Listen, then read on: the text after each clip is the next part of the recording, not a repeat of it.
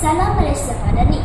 Nama saya Alicia Viviana Anameka Kudi dari SK Takut ingin menyampaikan sebuah cerita yang bertajuk Sang Kancil Menewaskan Gergasi. Penghuni rimba takut apabila ada gergasi menceroboh habitat mereka. Mereka meminta pertolongan daripada Sang Kancil untuk menyelesaikan masalah mereka.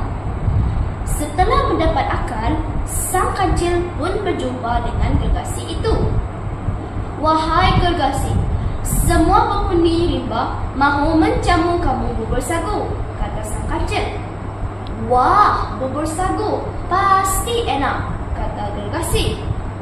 "Namun ada syaratnya.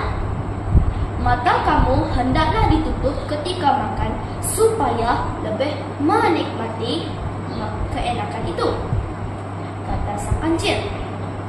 Gergasi bersetuju. Sang Kancil pun membawa gergasi yang telah ditutup mata itu ke tempat makan bubur sagu. Sebenarnya bubur sagu itu ialah air rebusan kulit buah durian. Gergasi pun makan bubur itu dengan gelojo. Tidak lama kemudian, gergasi itu menjerit-jerit.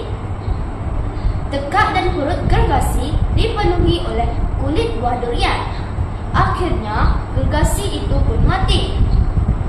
Pengajaran daripada buku ini ialah kebijaksanaan yang terancam dapat mengarahkan